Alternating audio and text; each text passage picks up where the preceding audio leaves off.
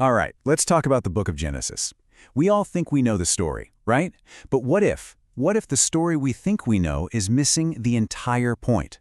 Today, we're exploring Genesis not as a scientific document, but as what it likely was, an act of theological warfare. You know, for centuries, the whole conversation around Genesis has been trapped in this box. It's either science or it's faith. But what if that entire debate is just a massive distraction? What if the original authors weren't trying to write a biology textbook in the first place? Because the evidence points to something way more radical, that the first chapter of the Bible was actually subversive resistance literature, a direct, calculated attack on the worldview of a global superpower written from right inside the belly of the beast. Okay, so to really get this, we have to travel back in time. We need to get the setting right. And that means we've got to deconstruct a really common but kind of wrong picture we have of religion in ancient Israel. When you think of ancient Israel, you probably picture a nation of devout monotheists, right? One God, one temple, everybody on the same page. But the archaeological reality, it tells a very different and frankly much messier story. It points to a culture where, for a very, very long time, lots of different gods were worshipped. And look, this isn't just a guess. We've got the receipts, archaeologically speaking. We've dug up household idols, found shrines to goddesses, and there are even inscriptions, actual carvings, that bless people in the name of Yahweh and his Asherah, as in his divine partner. For a lot of folks back then, this was just normal religious life. So you have this kind of messy, blended religious world. And then it all comes crashing down. A single catastrophic event happens that shatters everything and forces a total reboot of how they thought about God and the entire universe. The year is 586 BC, and the unthinkable happens. The Babylonian Empire, the superpower of the day, rolls in, conquers Jerusalem, and burns Solomon's temple to the ground. This was supposed to be God's house on earth, and then they round up the nation's leaders, the priests, the scribes, and march them hundreds of miles away into exile. I mean, you can't overstate this. This wasn't just a military loss. It was a theological implosion. It forced this terrifying question. If our God is supposed to be all-powerful, how could he let this happen? Did we lose because, oh no, are Babylon's gods actually the ones who are stronger? So now you're in exile in Babylon, and you're surrounded, just bombarded by their state-sponsored propaganda. Their whole culture is built on this epic creation story, the Enuma Elish, which says the world was created through a massive, violent battle between their gods, and their top god, Marduk, won. The message couldn't be clearer. Our gods are the winners, and that's why we rule you. And right in the middle of all that, Genesis 1 is written. It's the response. It's a counter-narrative, a brilliant piece of theological pushback designed to take apart the Babylonian worldview piece by painful piece. Let's break down how they did it. Okay, so the Babylonian story starts with a bang. Their warrior god Marduk violently kills a chaos dragon goddess Tiamat and then rips her corpse in half to build the sky and the earth. It's pretty graphic. Now look at Genesis. It also opens with a watery chaos, the deep, or Tehom, and that's the exact same linguistic root as Tiamat. But here, it's not a rival god to be murdered. It's just water. And God brings order to it peacefully, just by speaking. No battle, no violence. The point is a gut punch. Our God doesn't create through violence. He creates with a word.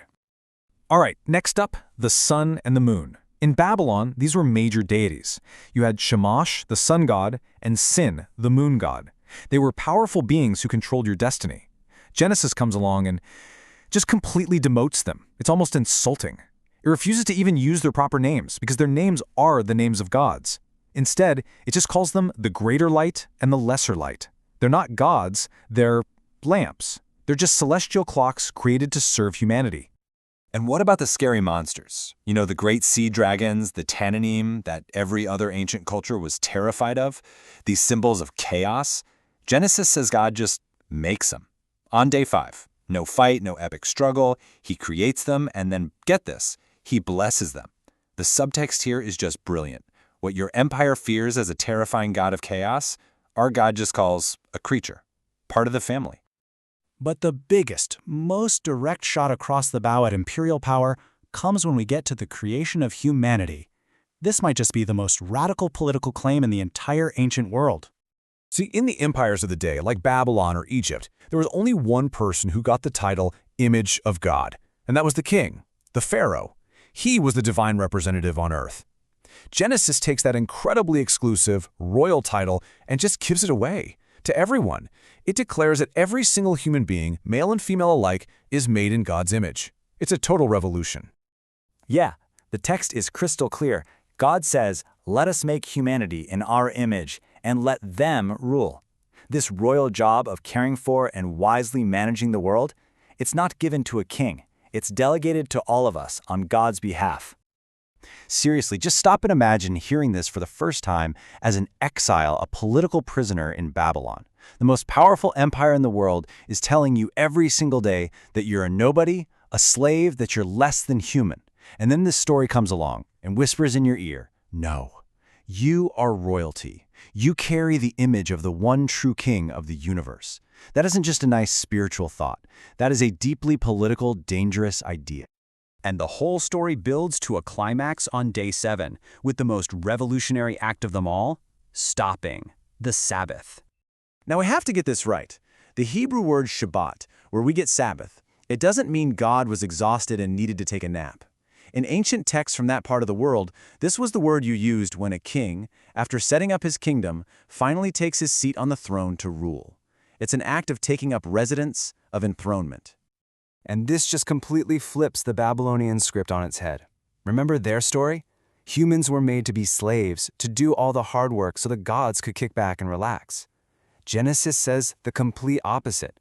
It says God finishes his work, takes his throne, and then invites humanity, not his slaves, but his royal partners, to join him in that peaceful, well-ordered rule.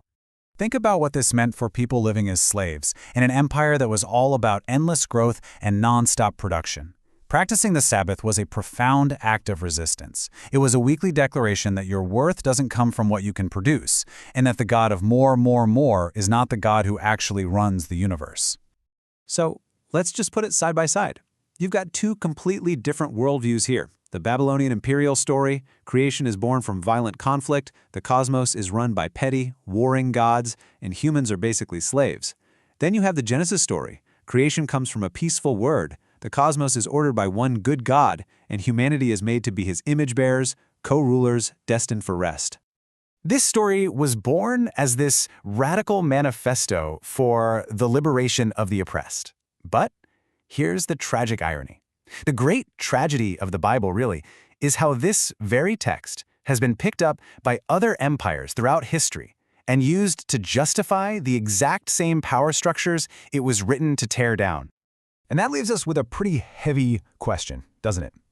If this creation story was originally written as powerful resistance literature, as a weapon against violence and dehumanization and imperial power, then what would it actually mean for us to read it and to live it as an act of resistance today?